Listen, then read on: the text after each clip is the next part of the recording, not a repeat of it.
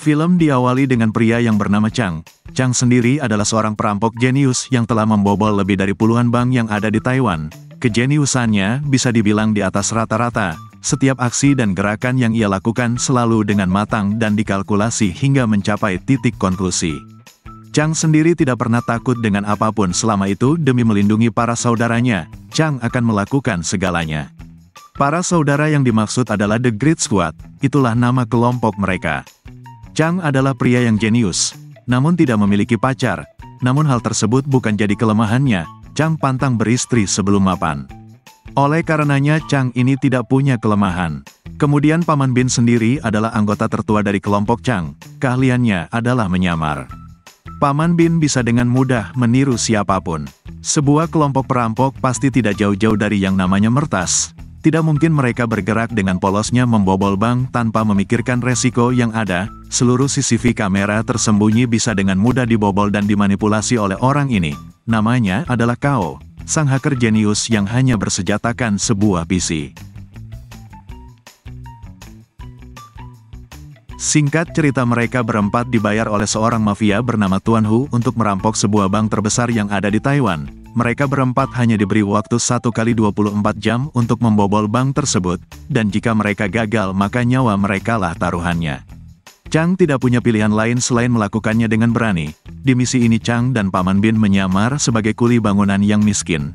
Hal tersebut mereka lakukan demi keleluasaannya dalam menggali terowongan menuju brankas bank. Halangan dan rintangan satu persatu mereka lewati dengan mudah hingga akhirnya mereka berdiri depan brankas. Mereka pun segera mengakses brankas menggunakan kartu yang telah mereka curi.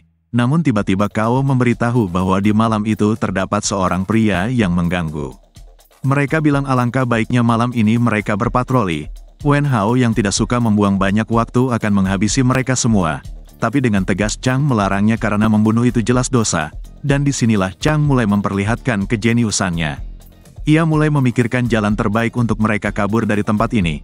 Namun sepertinya waktu terus berjalan, tidak punya banyak pilihan dan waktu satu hal yang akhirnya Chang lakukan yaitu mengerjai mereka. Singkat cerita, Chen berkoar di media bahwa seluruh keuntungan kripto itu akan ia sumbangkan kepada badan amal yang ada di Taiwan. Oleh karenanya ratusan bahkan ribuan masyarakat Taiwan dengan mudah Chen perdaya, dan setelah seluruh uang bernilai 500 juta dolar itu terkumpul, Chen meminta Hu sebagai tangan kanannya untuk menyewa Chang dan kawan-kawan. Setelah itu tumbalkan seorang asisten manajer agar komplotan Chang bisa dipenjara. Percakapan itu sempat membuat Chang berhenti sebentar dan berpikir apa yang harus mereka lakukan sekarang. Namun di antara semua ide teman-temannya Chang berkata akan urus hal ini. Di sisi lain kita akan diperlihatkan dengan seorang wanita bernama Shen Wen. Shen Wen sendiri adalah seorang asisten manajer di bank yang Chang dan kawan-kawan rampok. Namun karena perlakuan tidak menyenangkan dari atasannya, Shen Wen berniat untuk mengundurkan diri dari perusahaan itu. Di malam harinya Shen Wen telah sampai kosannya, dan tiba-tiba terkejut dengan kemuncalan Chang. Entah sudah berapa lama Chang menghilang dari hidupnya, hanya kata tersebut yang bisa terucap dari mulut Shen Wen. Singkat cerita, Chan memberi suapan kepada Hu.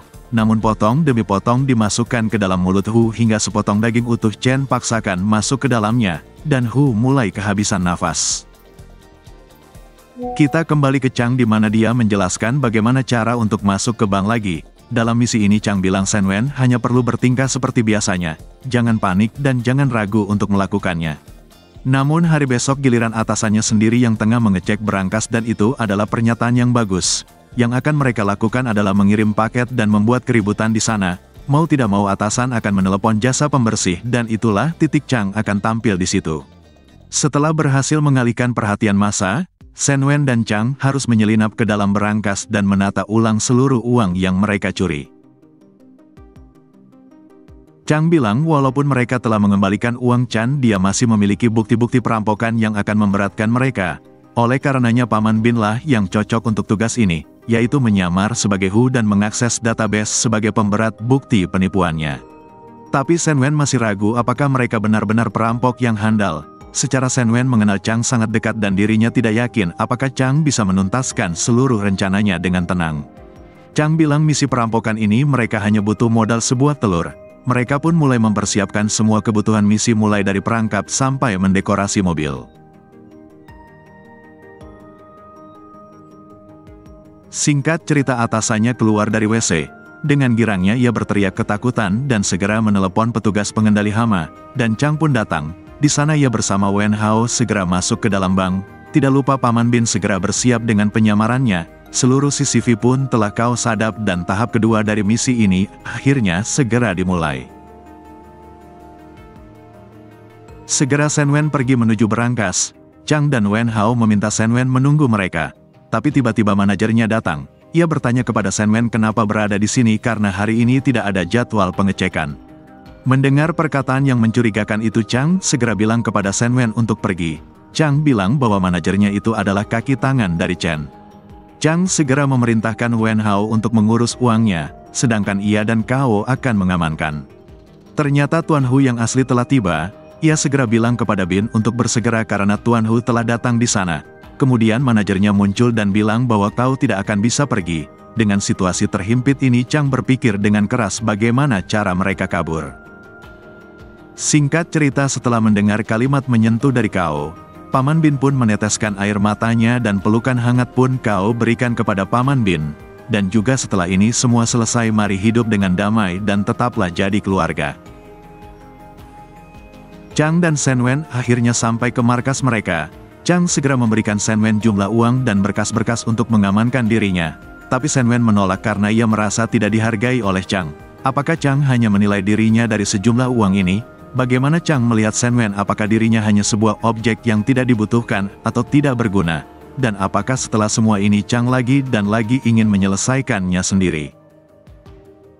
Shen Wen tahu bahwa pundak laki-laki itu terasa begitu berat. Ia tidak ingin melihat Chang menderita. Shen Wen tidak akan pergi dan ia akan tinggal bagaimanapun kerasnya badai, Shen Wen akan tetap tinggal. Shen Wen tidak masalah dengan pekerjaan Chang ini. Yang jelas beranilah berkata tolong ketika masalahmu semakin runyam. Setelahnya Chang pun memulai rapat malam ini. Pertama ia meminta maaf kepada teman-temannya bahwa selama ini ia telah congkak dan terlalu naif akan kejeniusannya. Namun kali ini dengan ketulusan hatinya Chang mengucapkan sebuah kalimat yang belum pernah ia ucap, yaitu tolong bantu aku.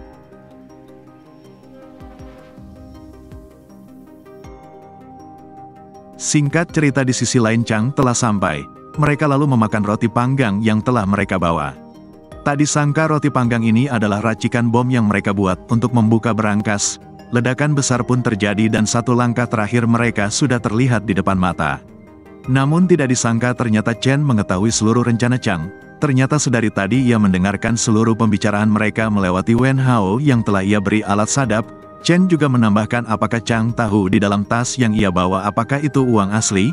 Betapa terkejutnya Chang saat tahu bahwa tas itu hanya berisi roti panggang, daun bawang dan tas berisi uang yang asli telah Wen Hao bawa dan ia serahkan kepada Chen. Betapa kagetnya Chang saat tahu orang yang paling ia percayai malah mengingkarinya. Wen Hao bilang ini semua ia lakukan demi melindunginya. Apakah Chang tahu setelah hadir seluruh perhatiannya berubah? Ia tidak lagi memperhatikan Wen Hao seperti dulu. Apakah Chang lupa mereka telah melewati semuanya bersama-sama? Apakah Chang lupa harum tubuh Wen Hao yang selalu ia peluk ketika berduka?